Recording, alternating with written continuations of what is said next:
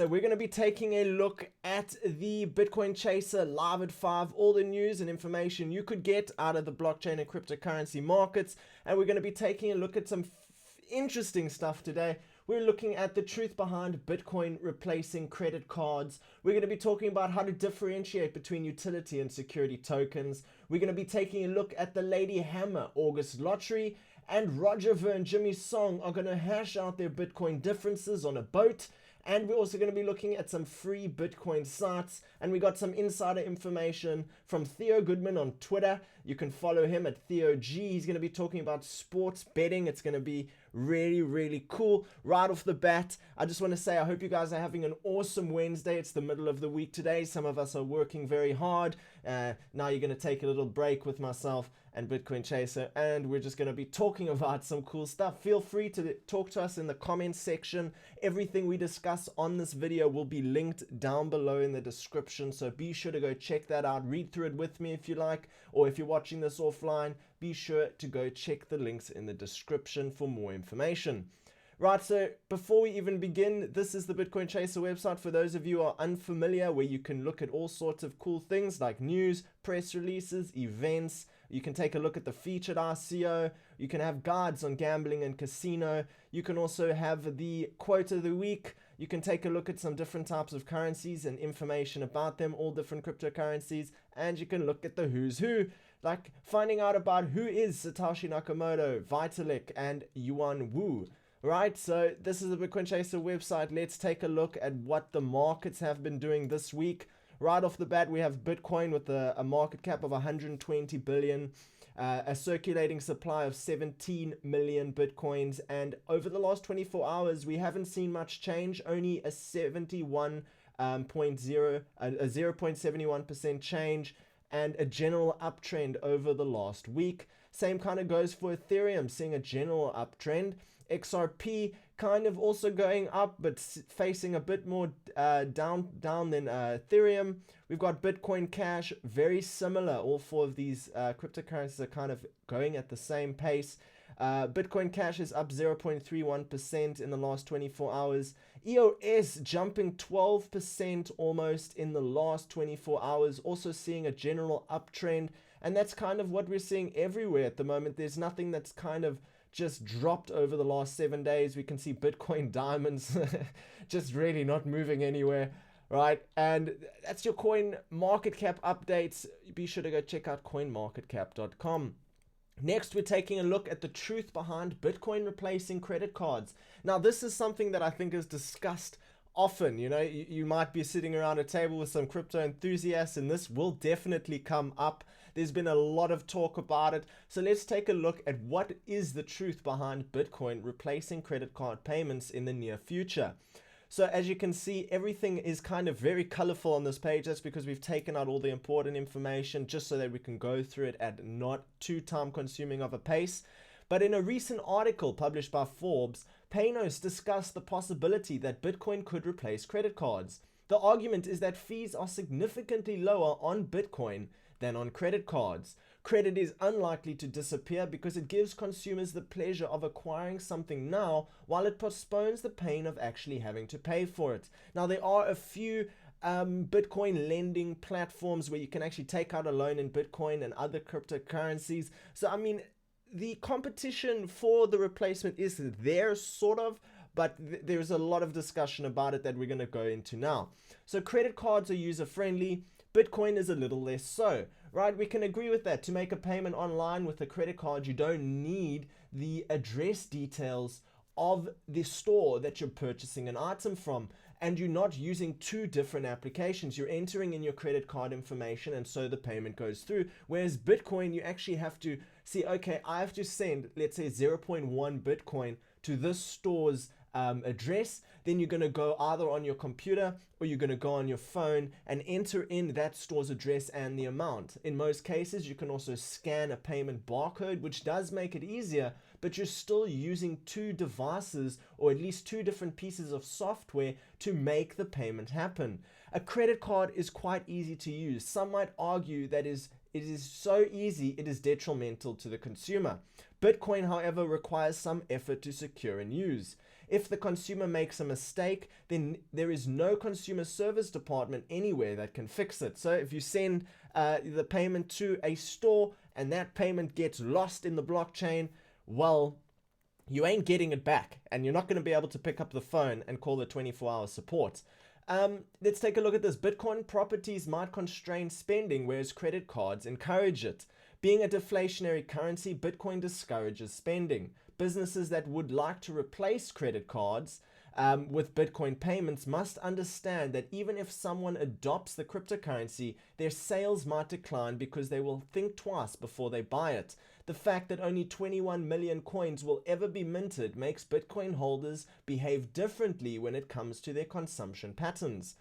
Bitcoin fees and credit card fees. Credit card payment fees are ranging between 2.5 USD and 3 USD on a $100 payment. In other words, between 2.5 and 3%. However, Bitcoin's fee structure is market driven and depends more on the spend with which people would like their transactions to be processed. So you can lower your transaction fee, the payment will be made slightly slower, but you will be able to save money on the transaction. Whereas if you want to make it instantly, you're going to pay a bit more. And when I say instantly, like 5 to 10 minutes at least, right? Currently, Bitcoin transaction fees are well below the $1 USD mark for now on any transaction. For slower transactions, people might even be able to get away with paying a few cents. They peaked at around $30 on December 2017 when Bitcoin prices were close to $20,000, and no one can guarantee that the fees will stay lower than credit card fees, right? If the network becomes very, very full and a lot of people are trying to transact within the Bitcoin network, fees are going to go up. It's a given, right? I remember back in December, I tried to send a $50 payment, and I ended up paying around $35 for that payment to be processed. Now, of course, I could have lowered the transaction fee, but often we see our wallets have the ability to automatically determine either a slow transaction, a medium transaction, or a fast transaction, and there's not much customizability on that transaction unless you're doing something like using a very a complex wallet or you're running your own node. On the other hand, credit card fees are already included in the prices of most products, making them effectively invisible to the consumer. Right? Bitcoin users are always aware of their fees. Now, credit cards, often a business will include the credit card fee just so, I think it's not more that they hide that fee, but more so that the user can know one single fee to acquire one single item and there'll be no questions asked about it. Whereas for Bitcoin users, you are aware of the fee that you have to pay, and it is an additional. If you can't beat them, right? Therefore, thinking about Bitcoin as a payment mechanism can replace credit cards is a little far-fetched. This doesn't mean that people shouldn't have the option to use their coins everywhere if they would like to. The more businesses accept Bitcoin, the better the boat for those who hold coins and arguably for the economy at large is. Right? People should view it as the cornerstone of their hedging strategy. People must remember that if there is a liquidity crisis, an economic meltdown like the one we witnessed in 2008 to 2009, or any other event that might constrain traditional tools like credit cards, Bitcoin will become one of the preferred alternatives for businesses to deal with. And that is the truth behind Bitcoin replacing credit cards. It might not be something we see today, but there is definitely a possibility of it happening. And with other platforms, with other transaction services like Lightning Network and Segwit, we might be able to counteract some of that Bitcoin high transaction fee when the network is congested. Right, next we're having a look at how to differentiate between utility tokens and security tokens. I think this is a question that's often asked, and it's pretty much been something that's come into the ecosystem at the moment because of actions taken by the SEC and the information and news the SEC releases. So let's try and figure out what is the difference between a utility token and a security token in a way that is easy to understand. So as the world becomes more familiar with blockchain technology and cryptocurrencies, the question that many countries are struggling to address is whether a token can and should be classified as a security. To determine whether a token is a utility token, it is necessary to understand the concept of utility and security tokens.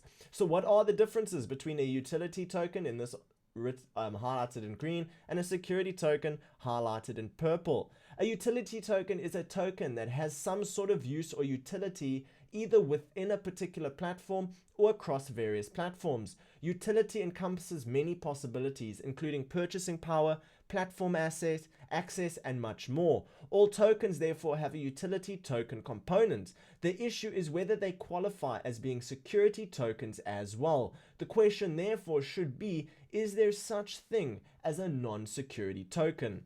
So the factors that determine if a token is a security. The factors determining whether a token is a security lies in its functionality. According to the SEC, a token would be classified as a security when it represents a degree of ownership in a business. In traditional markets such as stock shares, which could potentially allow the shareholder to earn dividends from work done by a third party, would be defined as a security. Seems more likely that the SEC will choose to categorize tokens based on their assessment of an investor's intent in purchasing a specific token rather than figuring out what the intention of the ICO was. Now, there is a lot of information to absorb from this article, and that's why I say all the links to everything we discuss is in the description below. If you really want to become clued up on the differences between a security and a utility token, check out the link in the description and go have a read. It is super interesting. Like, I'm not gonna lie, I've read through it and I find it very, very interesting. Next up, we're going to be taking a look at the Lady Hammer Casino August lottery, but first we've got our son of a chain segment about what is Bitcoin for, right? That's a question that's asked a lot. What could Bitcoin be used for? Why was it created and what is it for? Let's take a look at that. What is Bitcoin for? On Bitcoin's white paper, Satoshi Nakamoto clearly states what Bitcoin aims to be. According to his vision, Bitcoin is a form of peer-to-peer electronic cash. Nevertheless, once it was released and considering its characteristics and the changes that it went through, some no longer view it as a peer-to-peer electronic cash. These people have created alternatives to Bitcoin and have often fallen into the trap of producing an asset with characteristics that are similar enough to void the use of peer-to-peer electronic cash. People should consider that despite Satoshi's intentions, once an invention hits the market, it is not necessarily going to be used as intended. If you ever used a stool as a tool to change a light bulb hanging from the ceiling, you will understand what I mean. Unlike the stool with which you can change a light bulb on the ceiling and then also sit on it, which was its intended use, the problem with Bitcoin is that once you start using it for something else, its rate of usage as a peer-to-peer electronic cash declines. Transactions per day on Bitcoin have declined significantly from their peak. Part of the decline is due to the bundling from exchanges, a topic that deserves its own segment, and part of it is that people are more reluctant to spend their coins as prices advance. In essence, even if the number of transactions over a 24-hour period holds, the value transferred per day also declines from its peak. This shows us that people might be transacting at the same rate, but are spending less in dollar terms. The reason for this is simple. Deflationary assets like Bitcoin, I'll refrain from calling Bitcoin a currency for the sake of this explanation, give users an inherent incentive to hold instead of spending because price is expected to go up. Inflationary assets do the opposite. Since we know that there will be perpetually more of them in the economy, we don't mind spending as much. This means that an asset like Bitcoin cannot perform like cash of any sort, regardless of its peer-to-peer or electronic nature. Therefore, if anyone wants to use the coin to buy something, they should consider the implications of their decision and understand their own personal situation vis-a-vis the asset that they are holding. Nonetheless, in my humble opinion, Bitcoin should not be used as an instrument for everyday purchases. People can and should spend their coins when they consider it necessary, but they should always keep in mind what the market and the characteristics of the asset are telling us Bitcoin should be used for, as a deflationary, decentralized, uncensored asset that allows us to hedge ourselves against the excesses of centralized and inflationary means of exchange that can be censored, easily confiscated, or frozen at any time. Right, so that was the son of a chain. What is Bitcoin? Now, what is Bitcoin for? It's a question that I think has a lot of different answers, but very well cleared up there by son of a chain. Be sure to leave us a comment and let us know what you think. Next up, we're taking a look at the Lady Hammer Casino August lottery, something that's happening that might be very cool for you guys to take part in if you're into the whole casino scene. So, exciting lottery on offer. Lady Hammer Casino is running a unique lottery in the month of August that could see you flying to WBC Convention Gala Dinner at the Fairmont Grand Hotel in Kiev. Ukraine, all expenses paid. So in Kiev, a Lady Hammer Casino lottery for anybody who wants a chance to win a trip to the convention gala dinner. Every time you deposit €20 or more, you will get a ticket between 1 and 31 August. The more you deposit, the bigger your chances are of landing the grand prize, as well as 5% of proceeds to WBS charity programs. 5% of proceeds will go to WS charity programs, and the prize pool is €2,000, 1,000 free spins, and the main event, 2 tickets to the gala dinner. So basically, here are the prizes up for grabs: 2 gala tickets, all expenses paid, 4 €500 prizes with a 3 times wager, and 20/50 free spin prizes with a 25 times wager. Right, Lady Hammer has ties to the boxing world, and besides their generous contribution to worthy boxing related charities, they are also involved in special boxing events and promotions such as this lottery. So going here, we can see the Lady Hammer Casino in all its glory. You can log in, you can sign up, be sure to go check it out. Right, next we're going to be taking a look at Roger Ver and Jimmy Song to hash out their Bitcoin differences on a boat, which it's quite funny. It actually reminds me of that song, I'm on a Boat by Lonely Island, but we won't get into that. First, before we have a look at this article, we have Theo Goodman on sports betting for this particular week. Be sure to go check out Theo. The link is in the description below. His Twitter handle is TheoG__. Right, so here he is. Let's jump right in. This is Theo Goodman reporting for Bitcoin Chaser. What's this a picture of? It's a dumpster fire. Manchester United just lost 0-3 to Tottenham. They're truly a dumpster fire at the moment. As a matter of fact, if you check out the odds for the next manager to get sacked, Jose Mourinho is by far the top one at 10-11, 11-8. Some places even down to 1. It's basically about 2.3, 2.4 decimal for all you guys that know decimal odds. American odds, it's around plus 100, which is pretty damn low for a manager to get sacked. Sometimes there's no managers that get sacked. So there's definitely something going on. They have to go into Burnley, which Burnley is definitely not a top team, but they're not bad. And at home, they're really good. And they're a tough team to score against. So you could have the case where Manchester United goes into Burnley, the dumpster fire starts going. They even get 1 goal, but they could draw 1-1. Very likely with a team like Burnley. Could be 0-0 with Burnley. So I'm not expecting a real amazing game unless someone has a fire extinguisher. I mean, you're going to need a fire truck to put this Manchester United dumpster fire out. Let's see what happens. Burnley odds are 5 and about 1.5, 1.6 for Manchester United this weekend. If you want to bet on the Trump impeachment, you still can. Now, you still have to wait until the end of his term. But on the other hand, you get until the end of his term for this bet to come out. What does that mean? That means right now you can bet on Trump to be impeached. Yes, you get 2-1 on that money, 3.0 decimal. And that means he can be impeached from any time from now to the end of his term.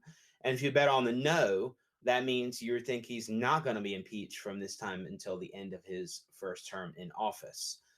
These odds have moved a lot, considerably.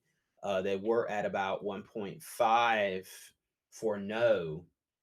So there has definitely been some money coming into the no, or they've just moved the odds because they want to. But that is something that is definitely interesting to watch.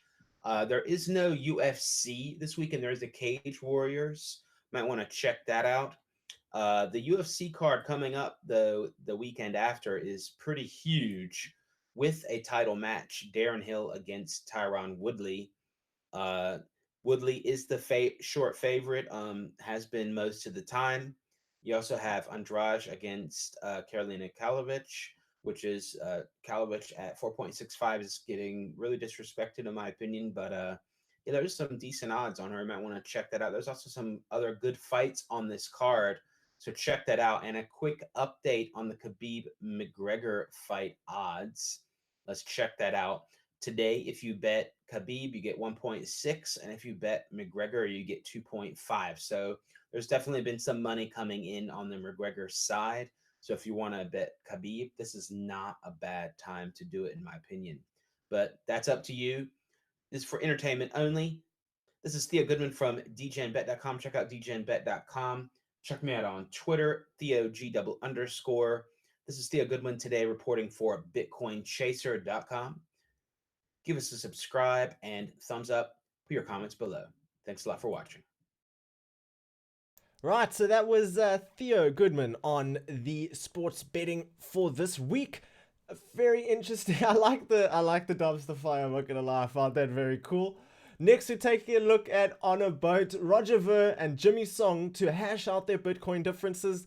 I remember way back, we all do pretty much, that there was a bet going on with Roger Ver. This has kind of been around as well. You know, there was a 1,000 Bitcoin bet on whether or not Segwit 2x would be successful, and then the bet got called off, and then Roger Ver spoke about potentially selling some of the Bitcoin that he was going to use for that bet for Bitcoin Cash, all up to speculation. But let's see what's going on here. Two well-known leaders in the blockchain world are coming together to hash out their differences. Roger Ver, Bitcoin Cash extravagant evangelist, Roger Ver, Bitcoin Cash evangelist, and well-known Bitcoin writer Jimmy Song of Off-Chain held a series of public debates about Bitcoin Cash earlier this year.